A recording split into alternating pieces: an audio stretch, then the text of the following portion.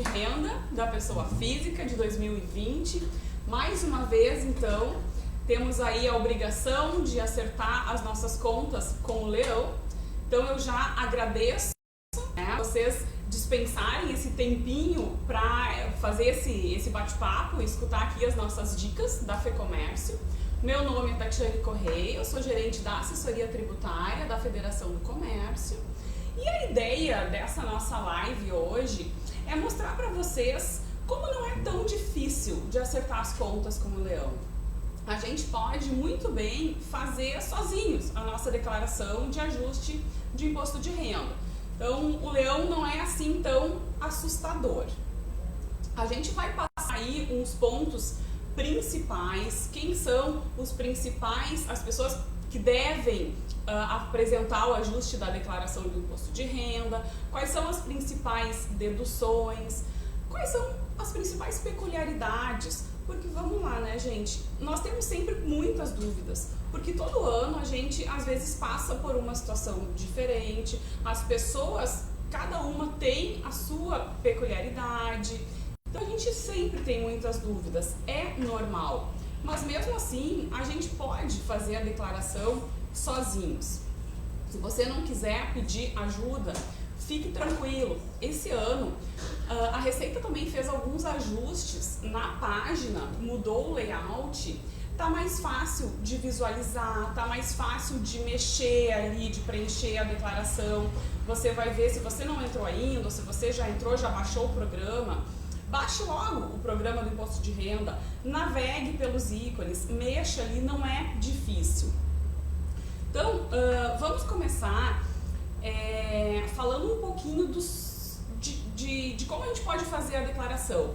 Se você é muito acostumado a mexer com o celular, você pode fazer pelo celular. Baixa o aplicativo, é fácil de fazer pelo celular. Ou pela internet. Baixe o programa, é a forma mais comum de fazer, é baixando no site da Receita Federal, baixando o programinha da Receita, não tem mistério.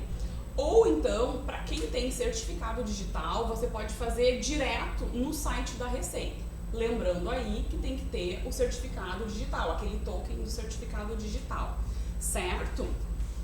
E uma curiosidade, por que a gente faz o chamado ajuste da declaração? O que é? Nada mais é do que a gente mostrar para a Receita Federal todas as nossas operações do ano passado, porque no decorrer de 2019 a gente já pagou, ao longo do ano, a gente pagou o nosso imposto de renda.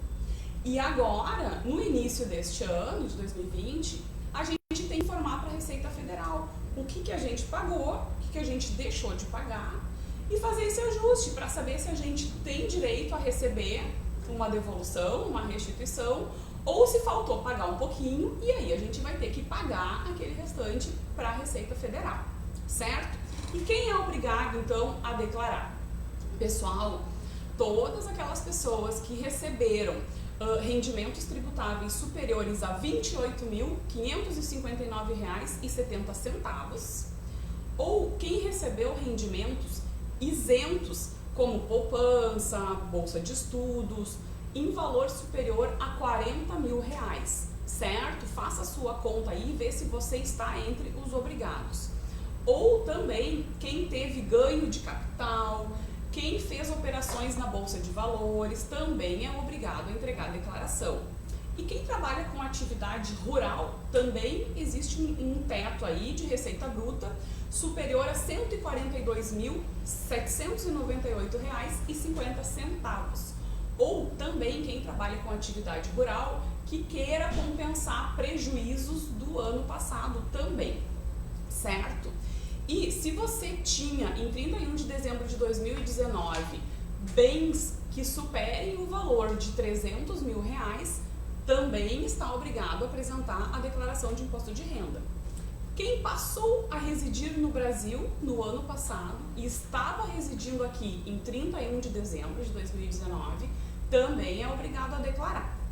E por fim, quem optou pela isenção do imposto de renda sobre ganho de capital, na hipótese de comprar um apartamento e vender esse apartamento e adquirir outro imóvel no prazo de 180 dias, você tem direito à isenção do imposto de renda. Se você fez essa operação, você também é obrigado a declarar o ajuste do imposto de renda. Todo ano, a Receita Federal coloca algumas novidades para a nossa declaração. Esse ano, eu vou destacar 3 dessas novidades. Você pode fazer diretamente na sua declaração doação para o fundo da criança ou para o fundo do idoso, no percentual de 3% para cada um deles, tá? Então tem que cuidar aí que o somatório é de 6% de dedução no máximo para esses 2 fundos, tá bem? Teve também esse ano a declaração pré-preenchida. Como o próprio nome já diz, se você fizer a declaração pré-preenchida, e destaco aqui também, tem que ter certificado digital, ela já vai puxar muitas disposições ali dentro que você não vai precisar preencher. Então fica mais fácil, já vem com vários dados da sua vida ali, da sua conta bancária, dos seus pagamentos. Então ela já puxa várias informações e ela acaba facilitando, né, evitando que você preencha alguma coisa errada. Então quem puder, utilize a declaração pré-preenchida. Uma outra informação importante é com relação à dedução paga para os trabalhadores domésticos. Pessoal, esse ano não é mais possível em função de que a gente não teve alteração, não teve renovação da legislação que falava sobre isso. Então, a gente não pode mais deduzir o valor de contribuição previdenciária paga para o empregado doméstico, certo? Muito bem. E com relação aos tipos de declaração, a gente pode fazer de 2 formas, através da simplificada e através da completa. E aí eu já destaco que a simplificada, ela possui um desconto de 20%, que substitui todas as deduções legais que se encontram lá na declaração completa. Qual é a principal diferença? A principal diferença é para quem tem mais ou menos deduções, né, e valores para informar. Então, quem tem muitas despesas, quem teve muitas despesas no decorrer de 2019, aquelas despesas com educação, com saúde, vale mais a pena fazer a declaração completa. Quem tem poucas despesas, vale mais apenas fazer a declaração simplificada. Mas não se preocupe, porque você preenchendo toda a declaração, no final vai ter um quadro comparativo. E esse quadro comparativo já traz prontinho o valor que você vai ter a pagar, o valor que você vai ter a receber como restituição. Então você vai optar, obviamente, por aquela declaração que lhe for mais favorável. Então preenche e vê a simulação no final, o que vale mais a pena para você. Tá ok? E os dependentes? É comum a gente ter bastante dúvida sobre os dependentes.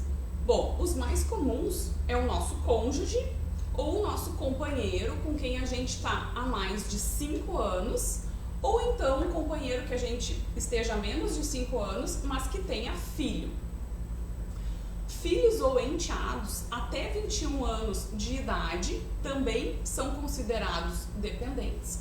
Ou em qualquer idade, se essas pessoas tiverem incapacidade para o trabalho, ou física ou mental.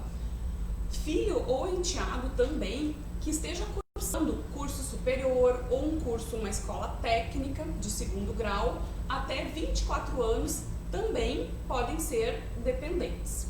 E depois aí irmãos, pais, avós, bisavós, em determinadas situações. Gente, vamos falar um pouquinho das principais deduções. É muito comum também a gente ter dúvida com relação às deduções.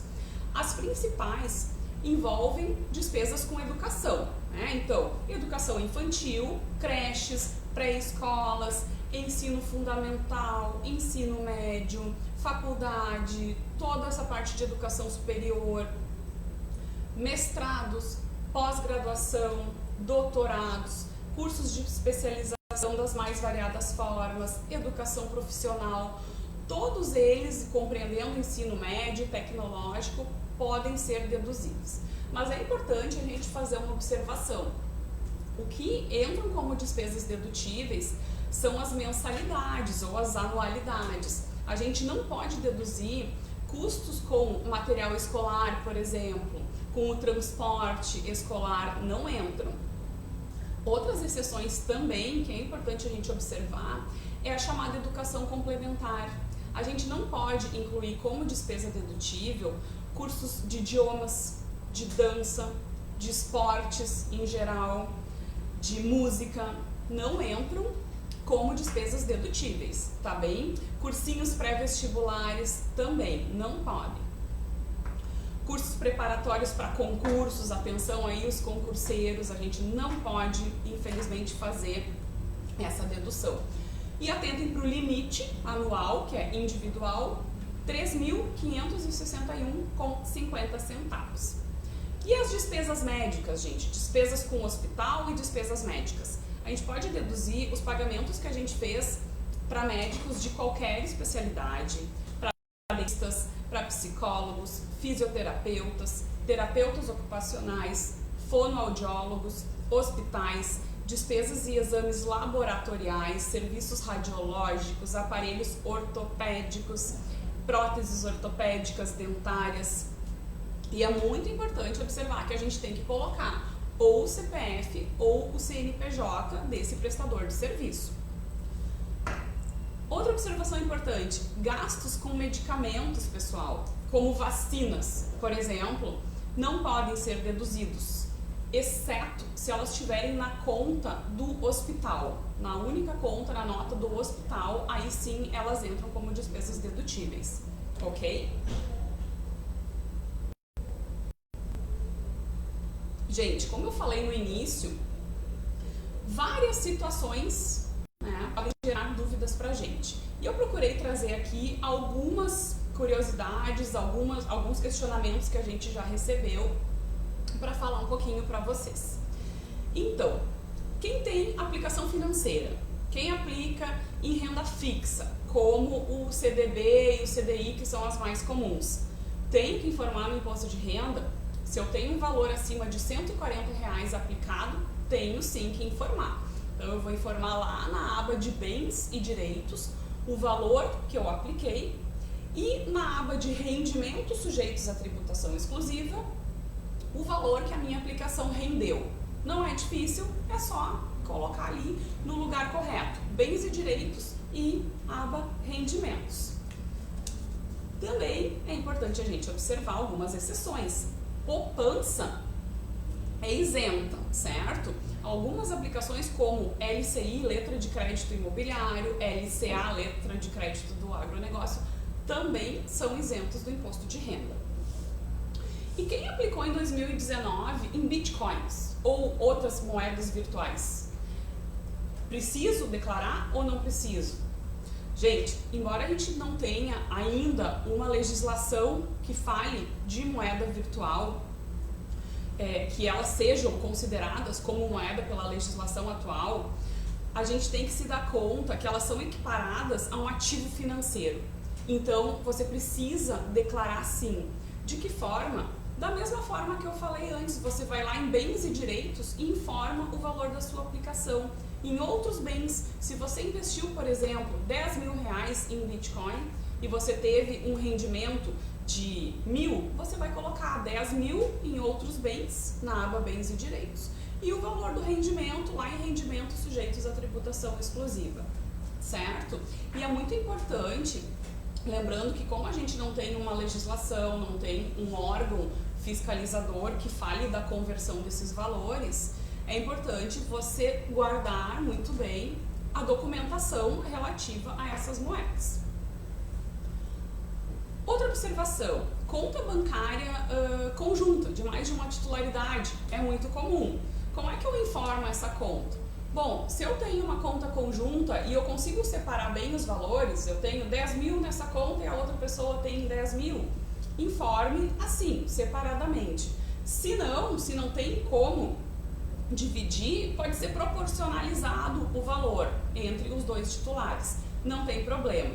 Lembrando que na união estável vale essa mesma regra, exceto se no meu contrato de união estável falar outra coisa, tiver acordado de uma forma diferente. Para quem tem a conta digital, Nubank, por exemplo, Nubank agora tem uma NuConta, é uma conta virtual, digital.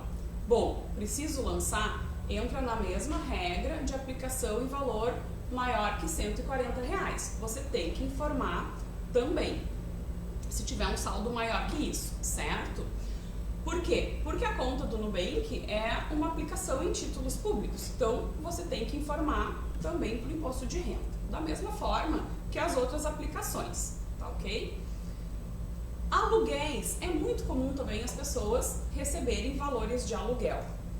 Gente, se você recebeu ao longo de 2019 mensalmente valores de aluguel, o correto é informar no Carnê-Leão o valor mensal que você recebe de pessoa física no Carnê-Leão e colocar também na declaração de ajuste anual esses valores. E isso vale também para o Airbnb, né? Popularizou muito as pessoas colocarem seus imóveis para alugar no Airbnb e de que forma eu vou informar? Também lá no valor recebidos a título de aluguéis. Outra coisa muito comum, imóvel financiado ou carro financiado. A gente sempre tem dúvida de como colocar a quantidade que eu paguei, o número de parcelas. Você tem que colocar o valor do imóvel, somar o valor das parcelas que você pagou em 2019 e se você teve gastos também com a legalização desse apartamento, taxas do cartório, etc., você soma tudo e coloca esse valor. E é importante lembrar que para o imposto de renda não é importante o valor da valorização desse imóvel. Se você fez uma grande reforma que valorizou, por exemplo, em R$50 mil o seu imóvel, isso só é importante quando a gente for vender, tá? Para a declaração do imposto de renda, não importa. Você tem que colocar o número de parcelas que você pagou. Então, se você não comprou no ano passado, se você comprou em 2018, você coloca na situação de 2018 o valor que você pagou até ali, se foi 200 mil mais o número de parcelas. 2019 você vai somar o número de parcelas que você pagou e vai colocar aí na situação do imóvel, tá bem? Não importa se valorizou ou não. Por exemplo, se você, ao invés de comprar um carro, você ganhou um carro, ganhou de presente do seu pai, tenho que informar também? Tem. Você tem que ir lá na abinha de doações e informar que você recebeu esse carro como uma doação, certo? E vai colocar lá nos rendimentos isentos. E é muito importante que o doador também coloque na sua declaração de imposto de renda que doou esse carro para você. E o doador vai colocar lá na aba doações efetuadas, tá? E se a doação for em dinheiro, que pai bom esse, né? Deu um carro, deu dinheiro, bom, também eu tenho que incluir esse valor nos rendimentos isentos e não tributáveis. Eu tenho que informar que eu recebi esse valor. E o doador também vai colocar lá nas doações em espécie, vai colocar o nome da pessoa que ele doou, o CPF, tem que ficar tudo registrado para o leão. Outra situação comum, gente. Os bens comuns do casal. Como é que a gente informa? Cada um informa na sua declaração, informa na de um só. Bom, regra geral, você pode informar, né, dividir e tributar meio a meio, metade, metade. Ou então, coloca esse registro dos bens do casal numa declaração só, no nome de um só. E na outra declaração do outro cônjuge, você não precisa relacionar os bens novamente. Basta informar que eles foram registrados, incluídos na declaração do outro cônjuge, ok? Pensão alimentícia também tem que ser informado, pessoal. Quem recebe pensão alimentícia tem que pagar imposto de renda sobre essa pensão que recebe. Então, tem que informar. Normalmente deve ser informado no Carnê-Leão os recebimentos mensais de pensão alimentícia. E agora também tem que informar na declaração anual, certo? Outras curiosidades. Quem vende Natura, quem vende Avon, as chamadas vendas porta a porta, normalmente informa no Carnê-Leão e informa na declaração anual. Então eu tenho que colocar lá em rendimentos tributáveis recebidos por pessoa física, recebidos de pessoa física. E quem é MEI? Quem abriu uma empresinha? Quem é MEI tem uma peculiaridade de agir vezes como pessoa jurídica e vezes como pessoa física. Então ele tem que fazer, embora ele faça as declarações do DAS mensais e a declaração anual do Simples, ele tem que fazer a sua declaração de imposto de renda como pessoa física também. Gente, já nos encaminhando para o final das nossas orientações. Atentem para o prazo, 30 de abril. Não deixem passar esse prazo.